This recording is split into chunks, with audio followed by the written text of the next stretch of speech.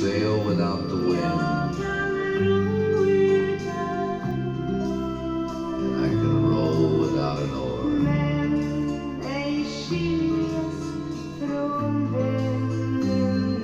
But I can't say goodbye to my love without crying.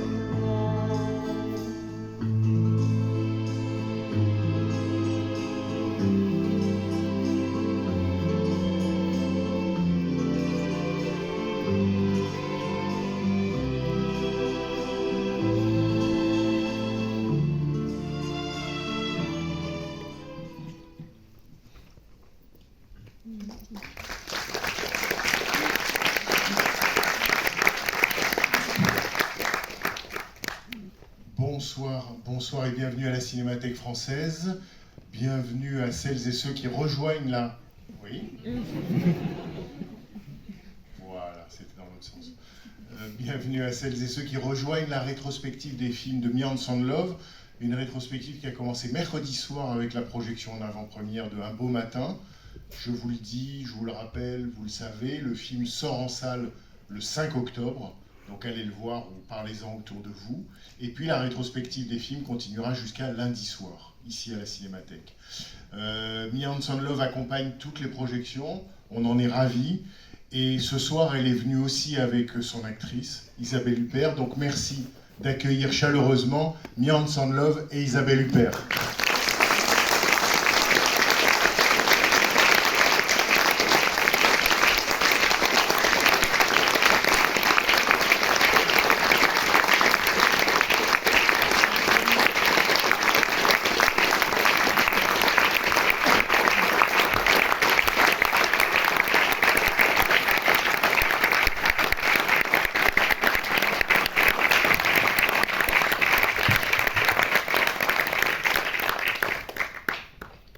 Bonsoir et merci de votre présence. Merci à Mia d'accompagner toute sa rétrospective. Mia, c'est l'avenir, c'est ton 5e film, c'est ton 5e long métrage, tu tournes en 2010. Et jusque-là, en tout cas tel qu'on pouvait voir tes films, c'était plutôt avec des acteurs peu connus, voire que tu révélais, voire des amateurs ou des semi-professionnels. Et en même temps, dès que tu as parlé de l'avenir, tu as dit, Isabelle Huppert, pour moi, dans ce film, c'était l'évidence. Donc de quelle évidence il s'agissait à ce moment-là pour toi? J'ai pas décidé à un moment que j'allais arrêter de travailler avec des acteurs non professionnels ou qui avaient très peu d'expérience. C'est vraiment ce film-là et le désir de travailler avec Isabelle Huppert pour ce rôle et l'impossibilité d'imaginer quelqu'un d'autre dans le rôle qui vraiment a changé finalement ma façon de travailler, en tout cas qui a amené quelque chose d'autre. Ce qui est particulier pour moi avec ce film, c'est que c'est un film que j'ai pour la première fois peut-être écrit presque avec une sorte de réticence au départ. Pas parce que j'avais pas de plaisir à l'écrire, mais parce que le sujet m'effrayait. Il y avait quelque chose dans le sujet que je trouvais peut-être grave ou j'avais peur de faire un film trop sombre, enfin de pas trouver l'issue que je cherche toujours dans mes films.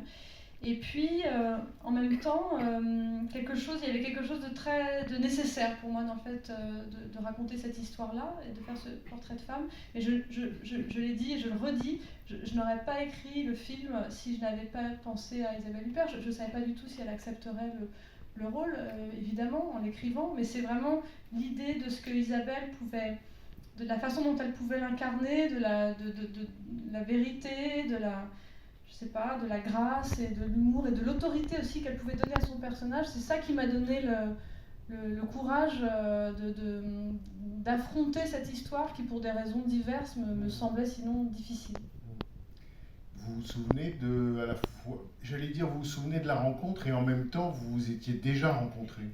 Oui, on s'était déjà rencontrés comme actrice sur Les Destinées Sentimentales, le film de Olivia Sayas, qui jouait ma fille. Voilà. Une très jeune fille. Et voilà. Et après, on s'est retrouvés différemment. Voilà. mais elle vous a raconté d'abord l'histoire, ou vous avez d'emblée lu le scénario, vous vous souvenez si ça a été, comment ça s'est noué et... Oui, ça s'est noué assez facilement. Je me souviens d'un repas qu'on a fait ensemble où Mia m'a parlé du sujet sans aller trop dans les détails, mais je pensais déjà à ce moment-là que je ferais probablement le film. Et voilà, intuition qui a été confirmée par la lecture du scénario qui était assez parfait. Notamment, je crois que les premiers indices qu'un scénario peut donner à des acteurs, c'est quand même les dialogues, je trouve. C'est probablement, c'est quand même par ça qu'on se relie d'une manière la plus immédiate et qui ne doit pas tromper. Et voilà, donc il y a quelque chose qui m'a entraîné tout de suite à faire ce film. Et entraîner, c'est le mot qui convient parce que ce que j'aime énormément dans l'avenir, c'est son mouvement. C'est pas rare, il y a du mouvement dans bien d'autres films, mais c'est quand même un film dans lequel, enfin, pour ceux qui le découvriront, ils le constateront, et pour ceux qui le connaissent, ça sera confirmé. Mais en tous les cas, pour l'actrice qui se trouve être moi, il y avait quelque chose de très très inspirant dans l'idée que c'était comme ça quelqu'un, et c'est surtout quelque chose que Mia a extraordinairement bien filmé, je trouve, parce que c'est très difficile de le faire. Et c'est quelqu'un qui, c'est pas qu'elle bouge, c'est qu'elle avance, c'est un peu différent. Je dirais même qu'elle entre dans le chou du plan, quoi. Elle a une façon, enfin votre personnage a une façon de marcher. Ça, je dirais, c'était une demande de Mia, ou c'est vous qui avez proposé peut-être cette approche du personnage, cette idée d'avancer comme ça? Je crois vraiment qu'il y a une évidence sur la rencontre entre ce personnage et Isabelle. Enfin, je l'ai toujours ressenti comme ça. D'abord, j'ai toujours pensé que Isabelle comprendrait ce rôle mieux que personne. Et d'ailleurs, j'ai l'impression que je n'ai pas eu à l'expliquer. Enfin, en fait, on m'a parfois demandé est-ce que vous en avez parlé. Non, je ne crois pas qu'on ait eu un dialogue vraiment intellectuel sur le rôle, parce qu'Isabelle comprenait de façon, enfin, je veux dire, il y avait une sorte d'évidence sur de quoi parlait ce film et la façon dont ce personnage vivait cette rupture et comment la pensée lui permettait de rebondir. Mais sur la vitesse, tu dis qu'il y avait un mouvement que tu as aimé, mais en même temps c'est toi qui l'amène à vitesse. Enfin, c'est vraiment une chose que tu as, et c'est aussi une des choses qui m'a attirée. Je savais qu'Isabelle amènerait cette vitesse, et combien cette vitesse, qui va avec l'humour aussi, mais combien cette vitesse serait précieuse et vitale même pour le film. Oui, évidemment, irait contre tout sentimentalisme ou lourdeur, parce que ça tourne autour, il y a une certaine gravité dans le sujet, mais en fait c'est quand même toujours la légèreté et l'espoir qui l'emporte sur la gravité, même si elle est toujours là. On ne cherche pas non plus, enfin Mia en l'occurrence ne cherche pas non plus à l'évacuer. Oui. Oui. Non, pour moi, ce qui reste un truc vraiment un peu unique dans mon expérience des films, propre à ce film, c'est vraiment le fait que je suis partie en écrivant ce scénario en pensant que ça allait être mon film le plus sombre, et qu'à l'arrivée, et c'est encore vrai je crois aujourd'hui, ça a fini par être le film dont enfin je sais pas si c'est le plus léger ou le plus lumineux, mais en tout cas c'est celui à propos duquel on me l'a le plus dit. C'est le film dont on m'a le plus dit, c'est ton film le plus joyeux, où on rit plus, enfin, et ça c'est vraiment Isabelle, je crois, qui a amené ça. Aussi peut-être sa rencontre avec ce personnage inspiré par ma mère quand même, qui elle aussi a amené une fantaisie, mais il y a eu une rencontre parfaite, je crois, entre un personnage et une comédienne là. Mais en tout cas, je ne m'attendais pas, le film m'a surpris, je veux dire la drôlerie que le film peut avoir, et cette légèreté, pour ceux qui la verront, c'est ma surprise, c'était pas intentionnel, pas comme ça.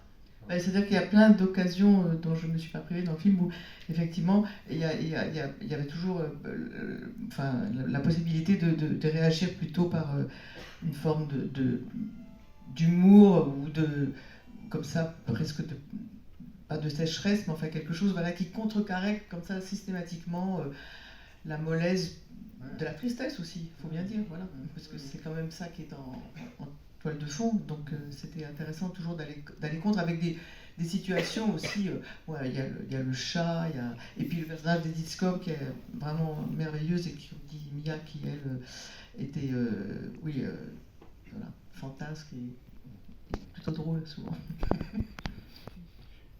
Et par rapport à ce qu'on disait tout à l'heure, Mia, le fait que souvent tu tournes beaucoup de prises pour un plan, est-ce que sur ce film-là, j'allais dire quelque chose s'est trouvé plus vite, ou ça a été le même processus où vous gardez-vous, Isabelle Huppert, le souvenir d'un travail sur les plans, d'une reprise de plans, c'est-à-dire vraiment d'un tournage qui sert à chercher? Alors, moi, j'ai le souvenir d'un tournage. Mia, c'est très curieux parce que sans jamais que ça soit vécu comme une intrusion, parce que ce qu'on appelle la direction d'acteur, ça peut faire très peur, et souvent ça ne correspond à rien et ça n'existe pas. Mais bizarrement, Mia est assez directive, mais d'une telle subtilité et d'une telle délicatesse qu'en fait on s'en aperçoit pas. Mais il y avait toujours comme ça la recherche d'une nuance ou d'un rythme, voilà, de quelque chose qui fait que voilà, on allait toujours un peu plus loin dans la recherche de la justesse. Et je ne sais pas si tu t'en souviens, mais c'est vrai que tu étais plutôt souvent... enfin, tu ne laissais pas les choses se faire sans intervenir, mais d'une manière qui était tellement juste que ça ne se voyait pas. Merci. Moi, je crois quand même que j'ai commencé à faire vraiment moins de prises à partir de ce film. C'était un film qui était assez léger aussi, connu. Enfin, je veux dire, on a fait avec un budget assez... il y avait une légèreté aussi et ce que j'ai aimé, enfin, c'est une chose que j'ai aimé dans la façon de le faire, et on était quand même dans une sorte de vitesse, et oui, j'ai fait des prises, et on cherchait, effectivement, toujours dans plutôt vraiment des choses de détail et de nuances, mais c'était pas quelque chose où... Je me souviens pas d'un tournage où il y avait beaucoup de prises pour autant. Je me souviens du souci qu'avait Isabelle de respecter absolument, qui a provoqué beaucoup de gratitude chez moi, mais de ce souci que tu avais de respecter absolument le texte, même des fois où je te disais mais on s'en fiche, etc. Elle disait mais non, voilà, tu y tenais, enfin tu aimais les dialogues et tu voulais qu'ils soient tels qu'ils étaient écrits. Je me souviens de ça m'a marqué. Et une autre chose qui m'a marqué aussi, c'est un peu peut-être anecdotique, mais quand même, c'est le bonheur à la fin du tournage quand on est parti dans le Vercors. Et c'était après des scènes qui étaient plus dramatiques et qui étaient aussi plus en ville, donc c'est toujours plus difficile, et tout à coup on s'est retrouvés dans cet endroit qui correspondait en plus à un moment plutôt heureux dans le film, et j'en ai vraiment le souvenir comme une chose comme quelque chose d'assez merveilleux, dans un moment vraiment ce qu'on aime, pourquoi on fait des films, et ces moments où on a vraiment un sentiment de faire des films, c'est aussi être en vacances, alors même qu'on travaillait, on était concentrés, bien évidemment, mais il y avait quelque chose vraiment du bonheur pour moi, là, qui était... j'en ai vraiment le souvenir comme un des grands moments de tournage, quand on est arrivé dans le Vercors, dans cette ferme, avec cet âne, où j'ai filmé Isabelle improvisant dans les tables avec l'âne, et ça reste un souvenir complètement merveilleux. Vous vous souvenez de ça?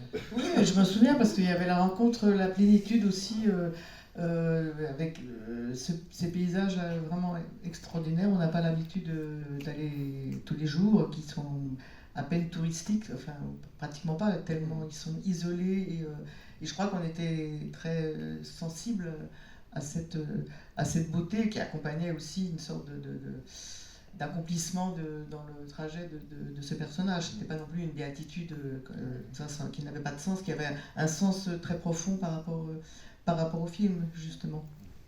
Et puis c'est vrai qu'un film qui s'appelle L'Avenir, comment dire, ça porte d'emblée, non? Je sais pas si on peut refuser un scénario qui s'appelle L'Avenir. En tous les cas, oui, ça... Ouais, lire quand même. Quand même le lire. Bon. Mille merci en tout cas, Isabelle Huppert, mille merci Mia.